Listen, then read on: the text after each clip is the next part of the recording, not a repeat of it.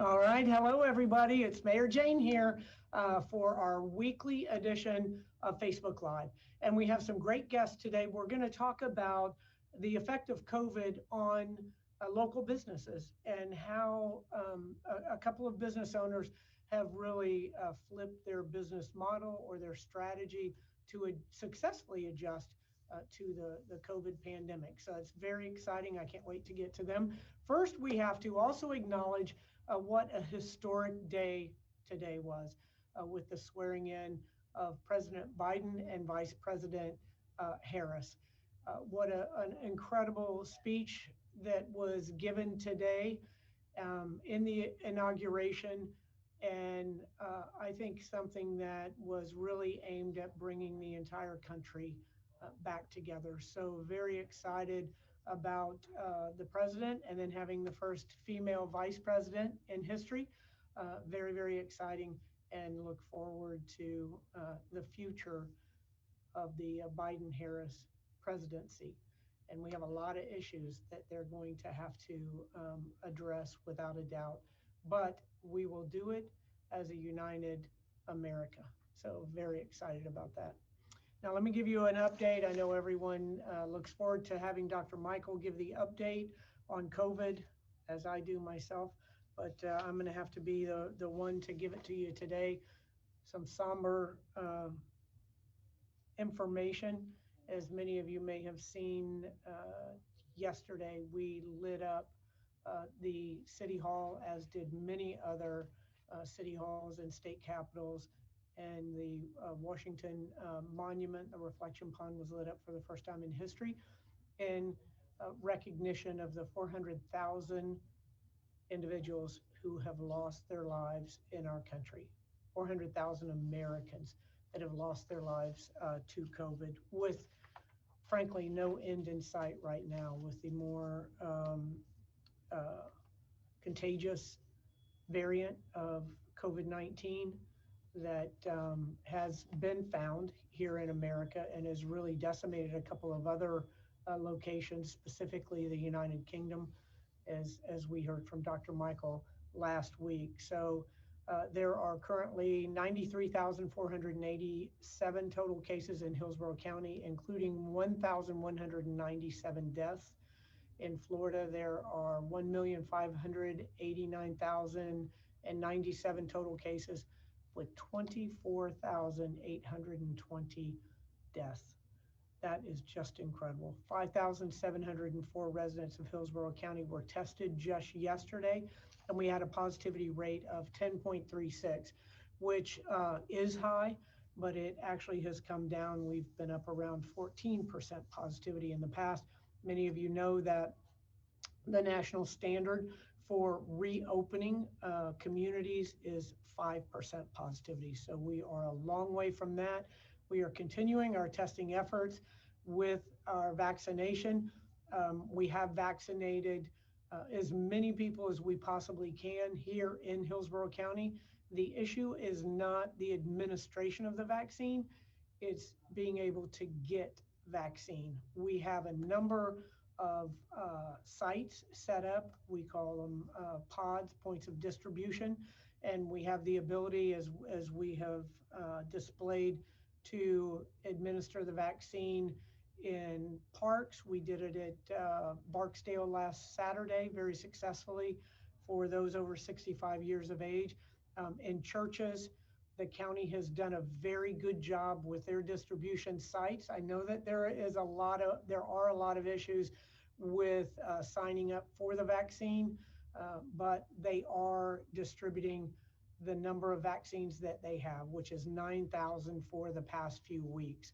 But there's not an anticipated number of vaccines that we will be receiving in the future. And it's not an issue for the state. The state doesn't know what they're getting either. So that's one of the things that I look for dramatic improvement on, is the availability of vaccine, and then the bringing that down to the local level so that we can administer it and get as many people vaccinated as we possibly can.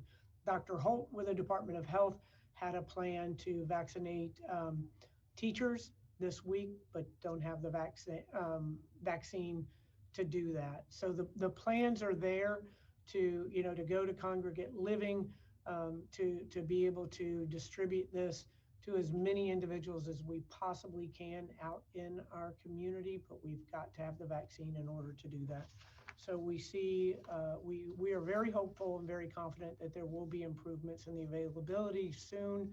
And with the millions of individuals that have been safely vaccinated across the country, according to our good friend Dr. Wilson last week, there have only been 24 or 25 reactions, negative reactions to that vaccine, and most of those individuals have had a previous negative reaction to a vaccine. So all indications the vaccine is safe. We had a 102-year-old female get the vaccine couple Saturday, not last Saturday, a week ago, last Saturday. So we've given it out to thousands of individuals in our community with no adverse reactions. So it is safe, and we're trying to get it out to as many locations throughout the community as we possibly can, and take comfort in the fact that we're all working together on this, from the local city of Tampa, Hillsborough County, state of Florida. We're all working closely to make sure our community is safe. All right, now I want to introduce our guests. We have Ms. Courtney Jackson. She's a Navy veteran and seasoned IT professional with over 20 years of certified hands-on experience. She holds a Master of Science in Information Security and Assurance, in addition to nearly a dozen IT career certifications. Over the span of her career, she worked her way up from a help desk support to becoming a chief security officer, the only female executive for a multi-million-dollar company, before taking a leap of faith. And what a time to take that leap, right, Courtney? And I know Matthew will say the same thing, but to take a leap of faith to pursue entrepreneurship full-time. She runs her own cybersecurity company, Paragon Cyber Solutions, LLC, based right here in Tampa, where she helps startups, commercial companies, and government agencies protect their information from exposure, which is very important in this time. She has years of experience serving on executive boards and mentoring women in the IT cybersecurity field. Welcome, Courtney. And Matthew is our, let me get back to your, okay. Matthew is the owner of Bay Canyon Beer Company, and that is located in the heart of Old West Tampa, right around the corner from my family's cabinet shop. And they are, or have been in the past, frequent customers of Matthew's. He's been in business since last summer, and he is uniquely qualified to talk about the challenges of opening a small business in the time of COVID. Matthew's originally from Minneapolis, but he's called our area, Tampa, home since 2016. So welcome to both of you. Matthew, let me start off with you. Now, you did take, a leap of faith in a number of ways. Both of you, I commend, to go out and start your own business really is a frightening proposition in so many different ways, because you're it. You have no really backboard or backstop. So, Matthew, you refurbished an old building and opened up your brewery right in the heart of West Tampa along Main Street. So tell us a little bit about what led you to that location on Main Street. Yeah, obviously, not being from here, originally there was just a canvas for every possible location. We wanted to look in every neighborhood. We wanted to kind of go through and feel the neighborhoods. We went all over the city. We were going to stay in Tampa proper because my wife's work is at Bloomin' Brands there over by International Plaza Mall. So from a commuting standpoint, we knew we were going to do that, but we went everywhere, and we had probably 3 different LOIs on buildings in West Tampa. We just kept feeling like there was a soul there that was different than the rest of the city, where I previously worked in Minneapolis. Northeast Minneapolis was an old area of Minneapolis that was very heavy manufacturing. And, that neighborhood really hit the skids along with the rest of manufacturing in the country. And these large, beautiful buildings that just went vacant, communities, just really atrophied. And then over years, there was just nothing there, and there was cheap loft space. So artists went back, and then coffee shops showed up. And then it's just sort of the same thing that we kind of began to see happening in West Tampa when we went through there. Piquant was on the corner of Main and Howard, a little French bakery and coffee shop. And you could see the architectural value. And it just felt like a place to me that where there was inventory available and where a brewery and, neighborhood pub should be.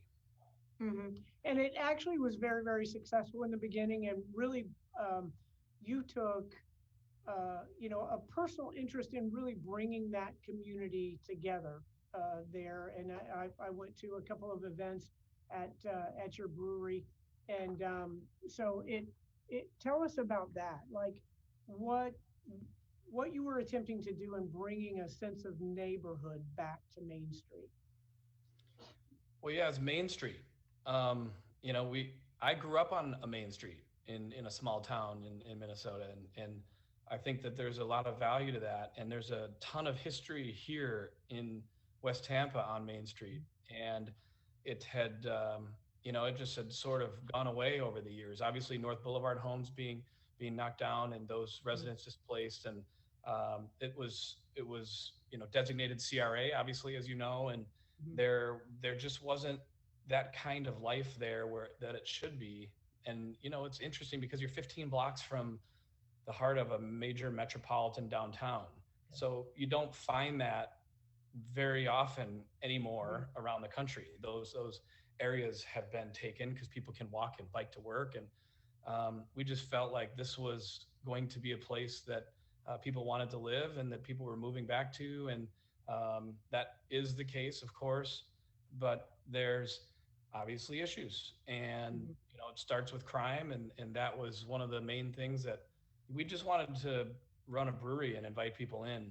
And it became pretty clear that we were going to have to take a little stronger position in terms of rallying people in the community that didn't want to see those things and that did want to see redevelopment and more of those small businesses, because there still are some there, and that have been there longer than we have, and that have survived through the losing of all of those customers down on North Boulevard homes. So it's been important it's an extremely diverse neighborhood and has been for over 100 years, right, with folks who still live in their grandparents' house. I mean, this is very, very unique, I think, by American standards and our societal norms, and really neat and almost romantic. And so we've tried to become part of that community and, get people to buy into finding new things to do and welcoming new people. And a lot of them have been really, really good about it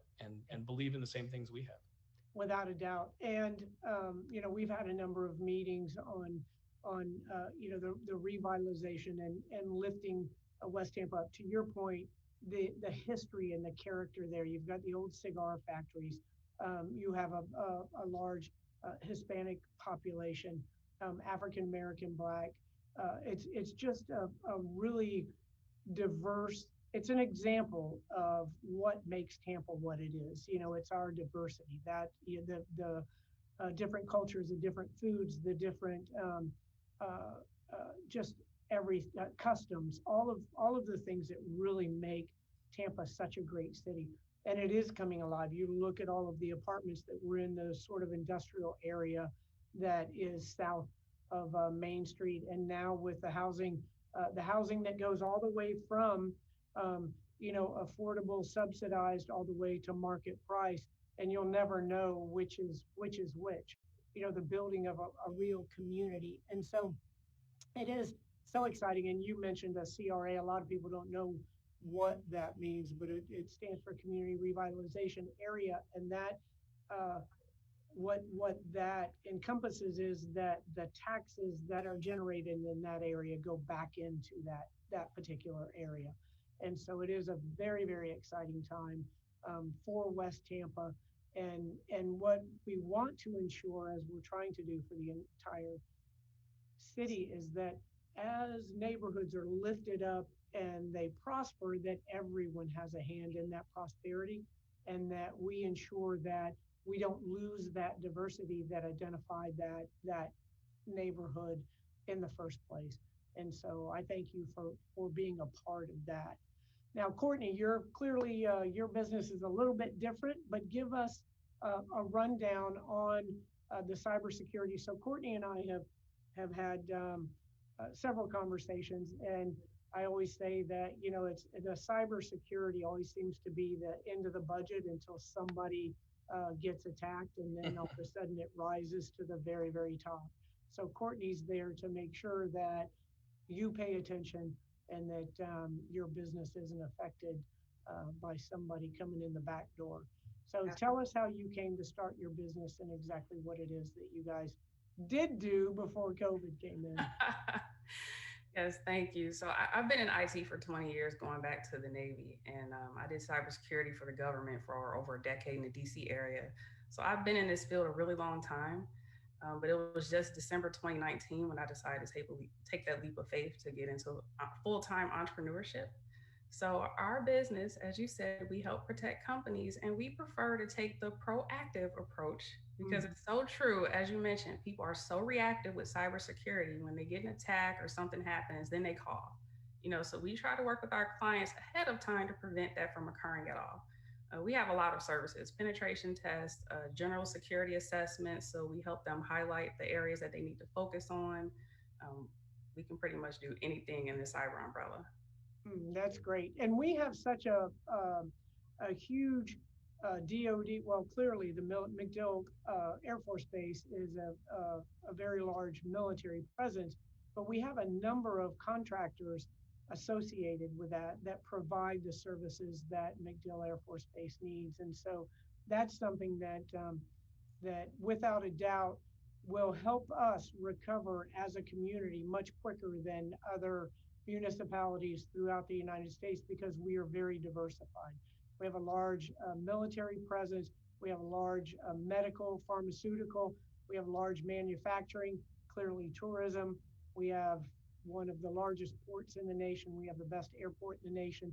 So we really are very diverse. So a lot of cities, let's take Orlando for an example, who has a heavy reliance on tourism.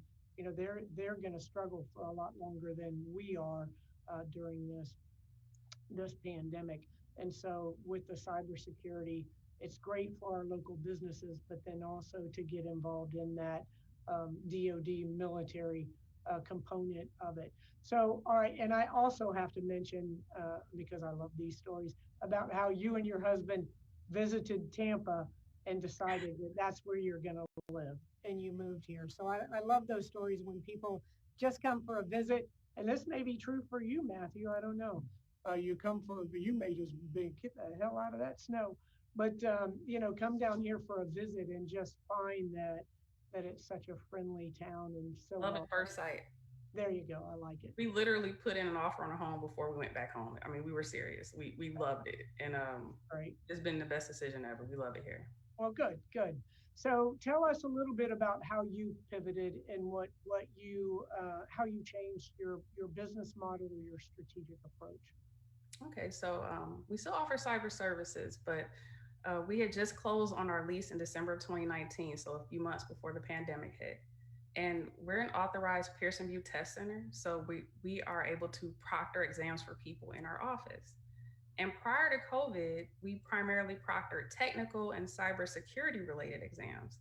Then after everyone shut down, we received so many calls from people, healthcare professionals, insurance, law enforcement.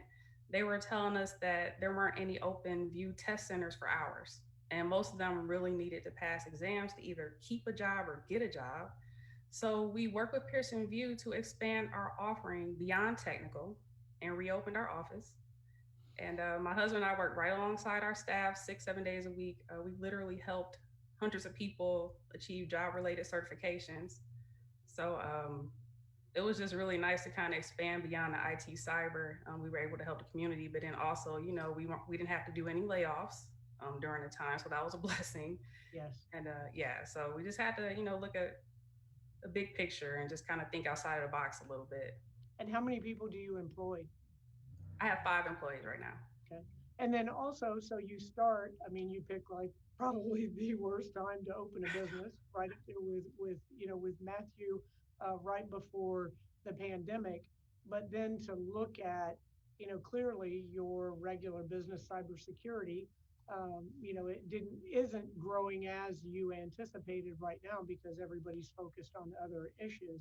But to be able to look at pivoting quickly and finding where that niche is that you could not only avoid laying anyone off, so nobody loses a job, you're able to keep your business open, and then also those hundreds of people that you were able to assist in getting that certification, so they could either become employed or remain employed. Exactly. So that's very exciting.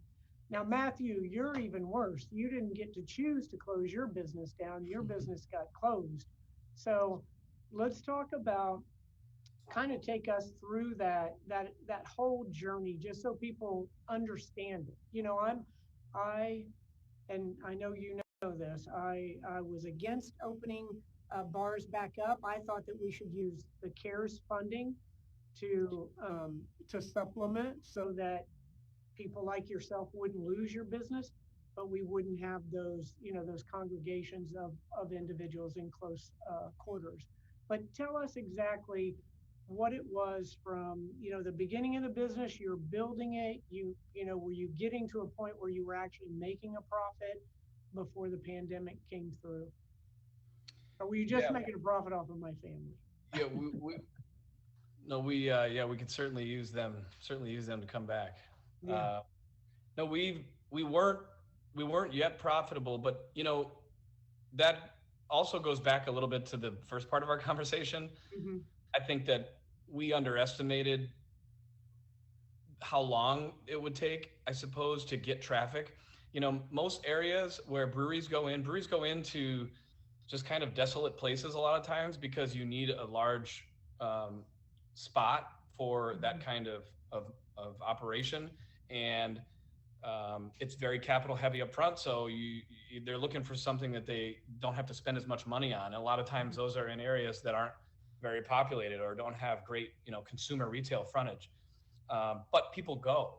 That's kind of one of the things about our culture, is that people will just go to breweries. Mm-hmm. Main Street in West Tampa was different.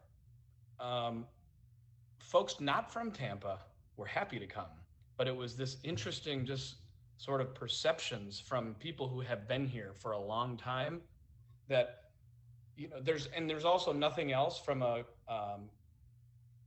I guess hospitality standpoint there. Yeah. And so friends beget friends, and we really do need that to help with traffic. And so we weren't necessarily getting the traffic that we needed, but we were improving and we were finding continued awareness and consistency and growth there too. Obviously COVID, changed it in several layers for us. One, we had to close, and being a small neighborhood operation, we weren't a wholesale brewery. We weren't a production ready or production plan brewery. So when the doors shut and there's no beers on the shelves at liquor stores, which is where everyone was going, you're in trouble. And we kind of realized that quick. We pivoted extremely fast with some of the EIDL loan money that we got. We bought a canning line right away that we knew we would be able to package. And then I went out and started selling, which is what I did at my previous job. So we got relationships built with ABC and with Lucan's, a couple of the local chains, got our beer in there. Beer sold well. Everywhere we've put it, it's sold. And I think that that's a testament to, our head brewer and co-founder, Joe Simmons, who makes fantastic product. Because that, from a salesperson and beer standpoint, that's the reason not to just jump into wholesale, is you have no idea if people want your product. Yeah. And we were sort of forced with COVID into figuring that out. And fortunately, the product was viable. That's a great thing. But that also created other issues. And backed by the fact that our main business plan and model was closed and then open at 25%, which, you know, doesn't do much. And people's perception of what they're doing. You know, we've been open since May 4th, and we've had zero issues. We continue to just do the best we can. You and I probably differ on how to read the science as it pertains to this, but we can have that conversation over a beer. We just, there was, and even, you know, even if the whole city came back out, we were going to have to figure out another way to do our business. So we look at it as two businesses. The tap room and the restaurant will be what it will be when the revitalization of West Tampa is on its way, and when COVID subsides, and we can build that like we planned. But we have spent a lot of time and effort now on the distribution side and wholesale side. And we signed an agreement with a statewide distributor. We signed an agreement with a contract brewing facility over in Largo that will make a lot more of our beer than we can possibly do. That allows for them to get product out to the rest of Florida. It allows for us to hit margins, even though smaller, that can help pay bills and can get us profitable. And you know, we've gone a step further, even with we got sought out by a national company that's doing some very innovative stuff in our industry and licensed our beer. So they're going to be making our beer in North Carolina and selling it almost nationally. Wow. And we don't have to spend a dime on that. And so we're kind of scaling our business differently. I think that we've received some confirmation, at least on the quality of product that is being made, the value of the branding, it's moving. So the pivoting part, it's kind of like turning a cruise ship 90 degrees. It's hard. It isn't, there's a bottleneck at every level, whether it's packaging, whether it's the sales part. And we've just sort of continued to step through that. And, you know, obviously sales, having been open, aren't great, but they are something. The CARES Act was huge. This next stimulus will be huge, and specifically on the SBA relief. And this is the unsung hero probably for a lot of businesses in our shoes. With the act, everybody talks about the PPP, and that's big. And everyone talks about the fact that it's a grant, and the EIDL loan, which is extremely positive from an interest rate standpoint.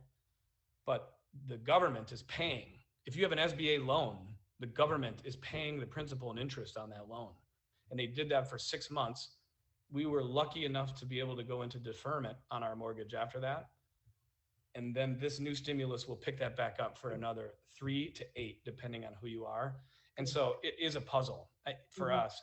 It is, we just had to figure out month and all the way around, not just from pivoting on your business model, you know, like you kind of described, sort of not fumbling, but dancing in the dark. You know, you're going down these routes that you didn't plan and you're not familiar with. And then also from you know, these programs that are these assistance programs sometimes are so difficult. That's what we hear from so many businesses. That so you, both of you, I mean, you are the CEO, you're probably the CFO, the COO, you're probably the cleaning crew, and now you have to, you know, fill out these forms and navigate that process while you're changing your business model. And it's hard enough with a small business. I mean, we know what the stats are in that. Very few small businesses are successful. And then you get thrown a curve like the pandemic, which really for a lot just makes it impossible. So it's small businesses are the backbone of our economy here locally. And so that's why we support as much as we possibly can. But I know it has been a very, very difficult journey for both of you. But, you know, congratulations. Matthew, have you seen any additional customers come in from your sales? Yeah, you know, that's obviously we don't have a budget for marketing, as most small businesses don't. but distribution is marketing, and that's a big key. So when I think about the smaller margins, some of that gets chalked up to the marketing that finding our beer on the shelves at stores or finding our beer at a bar or restaurant. That really helps, especially here locally. And then with social media, what's neat is, we did a beer we released at the beginning of, or at the end of December. We did a collaboration with a group called Pink Boots. That is women in beer. They have their own organization nationally and then state chapters. And so we did a collaboration with them, and our assistant brewer, Allie, is one of the board members there.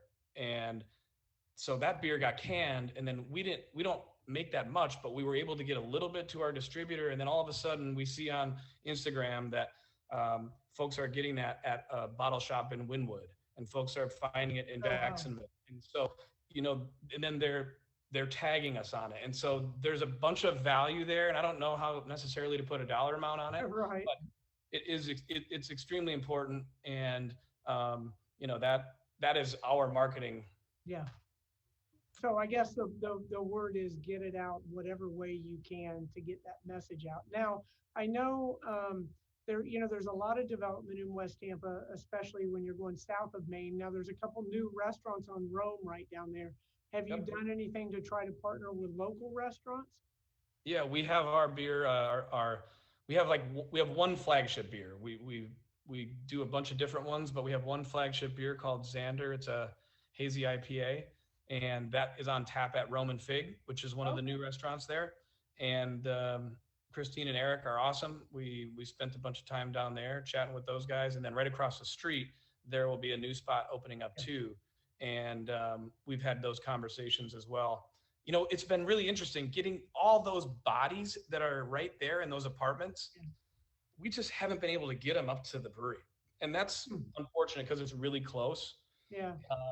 But again, awareness. Right. We'll just keep doing the best that we can. You need to get one of those influencers, however you find them. Well, the UT kids found us. Oh, there you go. I was going to say that being a UT alumni, but most of them aren't 21. So that's the problem.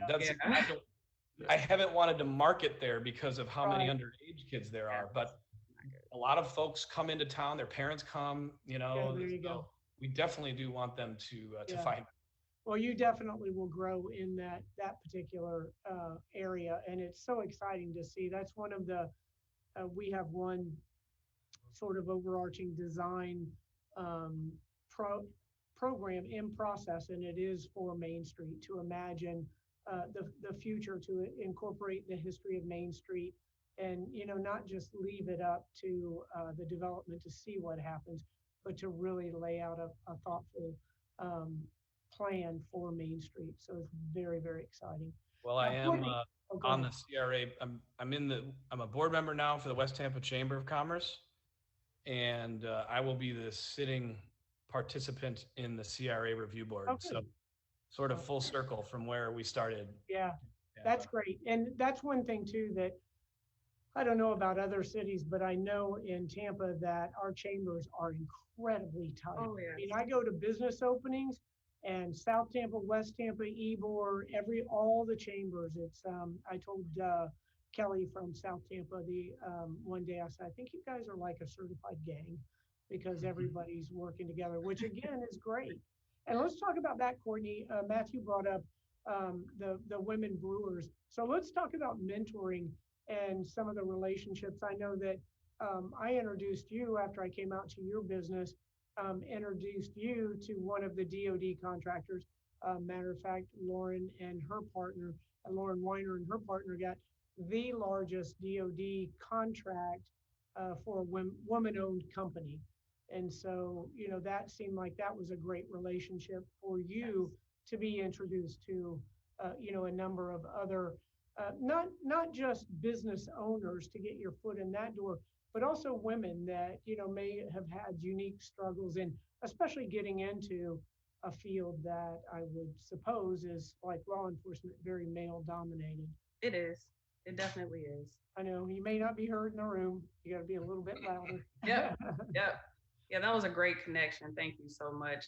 And then in government contracting too, I feel like it's a lot harder for boutique firms such as myself because a lot of that goes to the bigger companies and Mhm. a lot about kind of those relationships. So Lauren has put me in touch with some people, and I actually went and met with her for a few hours and sat down and talked over some things. So we've definitely taken action on that connection. So thank you for that again.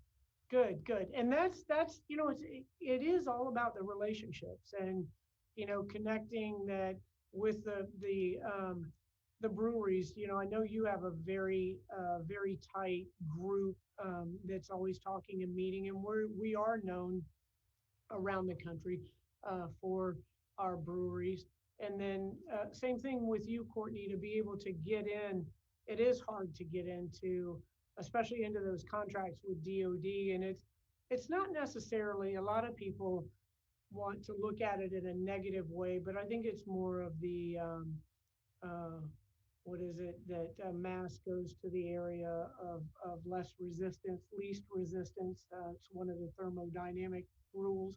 But I Mhm. think that's the same thing with contracting sometimes, is that you go with the sure thing, Right. and to your point, taking a chance. So you have to have somebody that gives you that opportunity to open the door and prove yourself, and that's critically important. And that happened for me in the way of my athletic scholarship at the University of Tampa. That was a chance of a lifetime for me, and really opened the door for everything that I've been able to accomplish in my life.